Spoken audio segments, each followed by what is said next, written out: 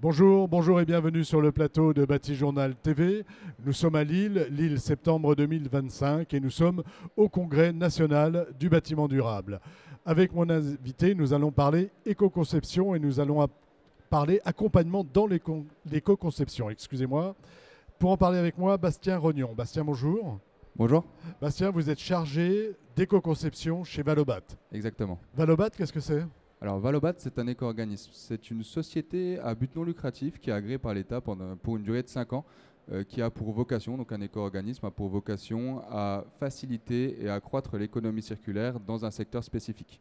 Valobat a été historiquement créé pour la responsabilité élargie producteur des produits et matériaux de construction du bâtiment.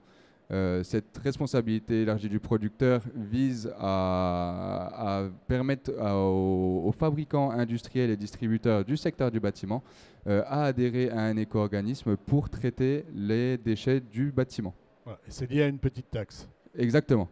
Pas forcément une taxe, on va plutôt appeler ça une éco-contribution. Cette éco-contribution va être versée par le fabricant, le distributeur, et va ruisseler jusqu'au consommateur final du produit pour permettre le recyclage, la valorisation, le traitement des déchets du secteur du bâtiment. Voilà.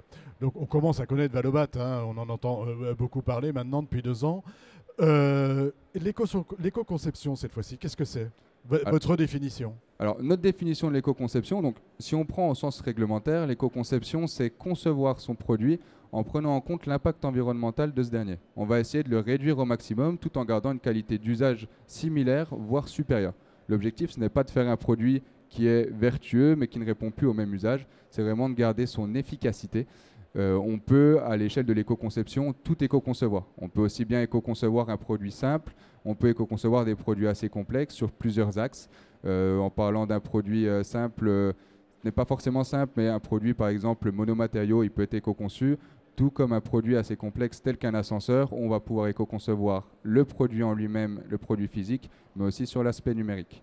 C'est là l'intérêt de l'éco-conception, c'est vraiment de réduire l'impact environnemental du produit pour répondre à diverses réglementations. Voilà, et on s'intéresse au parpaing et à l'ascenseur, enfin c'est toute la chaîne. Hein. C'est toute la chaîne de valeur. Comment vous, Valobat, vous accompagnez? Parce qu'en fait, vous avez mis en place un système d'accompagnement de vos adhérents. Qui sont les adhérents? Qui sont les fabricants, les distributeurs, les importateurs et les places de marché. Les adhérents d'un éco-organisme, c'est toute personne qui vont mettre sur le marché des produits sur le territoire national. Donc vous accompagnez ces adhérents vers des démarches d'éco-conception. Est-ce que vous pouvez nous expliquer un petit peu comment ça marche et ce que vous avez mis en place pour cet accompagnement? D'accord. Alors, tout d'abord, comment ça marche avec les adhérents? Donc, l'offre de services de Valobat en lien avec l'éco-conception. Donc, tout d'abord, c'est d'échanger avec l'adhérent. On va échanger avec l'adhérent, on va identifier ses besoins, sa volonté, et on va le placer dans des parcours. Ces parcours sont liés à sa maturité. En fonction de cette maturité, on va mettre en place un plan d'action qui va lui permettre de monter en compétences sur le sujet de l'éco-conception par le biais de diverses solutions. Ça peut être aussi bien de la formation que de l'accompagnement technique, que de lui mettre à disposition de la documentation, que de l'accompagner sur ses projets de recherche et développement par du soutien, qu'il soit technique ou financier. Donc il y a plusieurs manières d'accompagner les adhérents sur le sujet de l'éco-conception. Ça veut dire qu'il y a encore aujourd'hui des adhérents de Valobat qui ne savent pas trop comment s'y prendre et certains qui sont pas du tout prêts finalement. Tout à fait. Alors, ils sont prêts. L'éco-conception est très proche du processus de développement d'un produit original, un produit originel. Quand on développe un produit d'une manière, on va dire, spécifique, on va prendre en compte l'aspect technique et l'aspect économique. L'éco-conception, c'est de ramener l'environnement dans cette boucle de développement et de se dire comment mon produit, je peux le développer en ayant un juste équilibre entre la technique, l'économique et l'environnement, donc qui est un juste équilibre. Et les adhérents sont plutôt prêts à l'entendre. Ce qui est le plus complexe, c'est de mettre cette première pièce à l'édifice. On parle beaucoup à l'heure actuelle d'éco-conception, mais la définition précise et normative est très peu connue, où des fois on peut entendre certains amalgames au sujet de l'éco-conception. Voilà, d'où le besoin d'accompagnement. Exactement. Et ce besoin d'accompagnement, ça se concrétise comment? Prenons un exemple avec les menuisiers ou les menuiseries, par exemple. Un menuisier. Si on prend l'exemple d'un menuisier, on va pour commencer, échanger avec lui et comprendre où est-ce qu'il en est dans sa démarche d'éco-conception. Certains ont les bases théoriques, d'autres non. Certains ont déjà mis en place un projet d'éco-conception, d'autres non. Donc on va déjà essayer de voir avec lui où est-ce qu'il en est et où est-ce qu'il souhaite aller.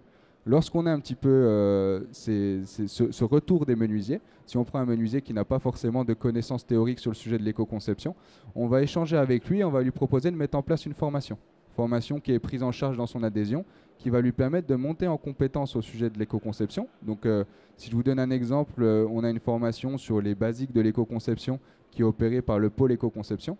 Le menuisier va y participer, va être formé par cet organisme formateur, et par la suite, il va pouvoir reprendre l'échange avec Valobat pour savoir où est-ce qu'il souhaite aller et comment aller encore plus loin dans la démarche d'éco-conception. Voilà, éventuellement faire une autre formation. Exactement. Voilà.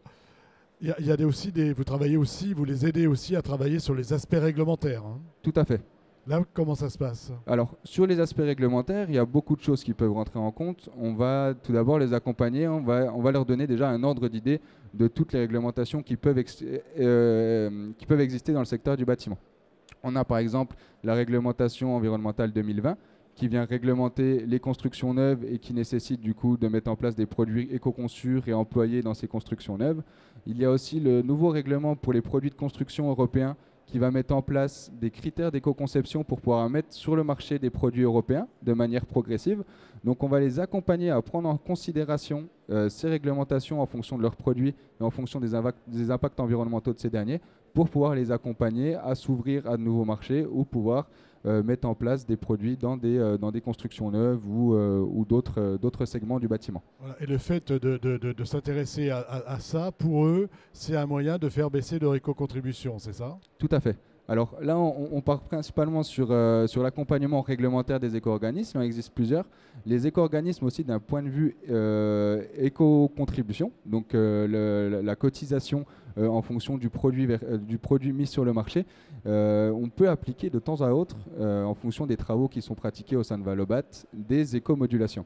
Les éco-modulations, c'est des critères environnementaux qui permettent, en fonction d'un certain taux, par exemple, de matières premières recyclées ou de présence de substances dangereuses ou en fonction de différents critères qui tournent autour de l'économie circulaire, de pouvoir bénéficier d'un abattement du montant de l'éco-contribution.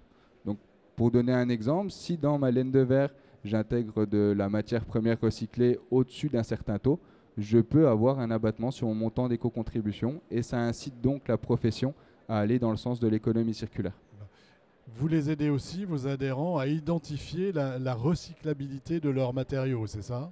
En effet, c'est un autre point fort des éco-organismes. Point fort, ouais. C'est de pouvoir donner la visibilité à ses adhérents, de prendre en considération les perturbateurs de recyclage, on va appeler ça des perturbateurs de recyclage, dans leurs produits.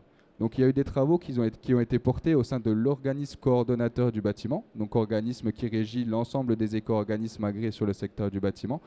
Ils ont travaillé tous ensemble pour aller interroger la chaîne de valeur du déchet pour identifier ces perturbateurs de recyclage. Donc on a un outil chez Valobat qui est disponible en ligne, qui permet à l'ensemble des adhérents, en fonction de la typologie de produit et en fonction de sa composition, d'identifier les différents éléments qui peuvent poser problème lors du recyclage et lors de la fin de vie des produits du bâtiment. Ça, c'est important. Vous parlez de perturbateurs. Vous avez un exemple en tête?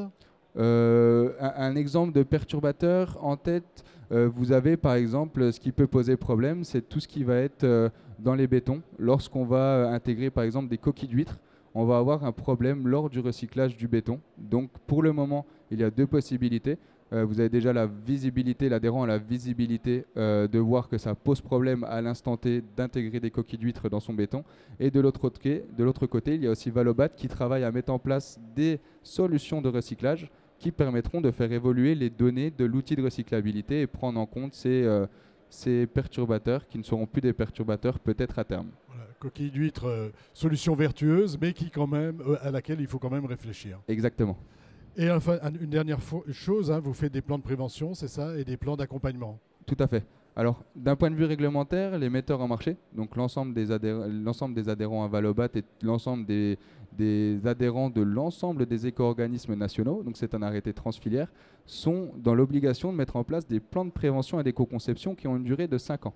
Ces plans de prévention et d'éco-conception invitent les metteurs en marché à mettre en place des objectifs et des actions pour une durée de 5 ans, comme j'ai pu l'évoquer, sur la prévention des déchets et l'éco-conception. Donc Valobat a travaillé à simplifier la démarche de ses adhérents sur ce sujet-là et a mis en place 3 méthodologies pour les aider à avancer. On a le plan de prévention qui va être dit individuel, donc on a un document qui est à développer par un metteur en marché de manière autonome par le biais d'un Excel. On a une méthodologie qu'on va appeler sectorielle. Valobat s'est rapproché de fédérations professionnelles du bâtiment pour travailler à des documents pré-remplis avec des leviers et des actions qui sont identifiés à l'échelle de la filière. Donc, ce qui permet à l'adhérent d'être en conformité plus rapidement et de prendre en considération les leviers filières en complément de ces leviers d'entreprise. Et la dernière méthodologie, c'est les plans de prévention et d'éco-conception allégés, qui sont un petit questionnaire qui permet à l'adhérent, encore une fois, d'être en conformité de manière simple, concise et en lui facilitant sa mise en conformité. On a fait un bon tour d'horizon des actions que vous menez. Est-ce qu'il y a quelque chose qu'on n'a pas dit ou quelque chose sur lequel vous voulez insister? Le sujet sur lequel je souhaiterais insister, ça serait principalement cette offre à l'éco-conception qui, pour moi, est vraiment bénéfique pour nos adhérents. Peu importe où est-ce que vous en êtes sur le sujet de l'éco-conception, peu importe leur maturité, peu importe leur secteur d'activité, il y a une solution, il y a une possibilité pour eux d'avancer sur le sujet de l'éco-conception. Donc les fabricants peuvent avancer sur le sujet de l'éco-conception, les distributeurs peuvent avancer eux aussi sur l'éco-conception et plus précisément sur les achats durables. On a une solution à proposer à l'ensemble des profils et à l'ensemble des niveaux de maturité. Donc je leur dirais, si j'avais à parler à l'ensemble des adhérents à l'heure actuelle, je leur dirais n'hésitez pas, contactez-nous et ce sera un plaisir de vous accompagner sur ce sujet.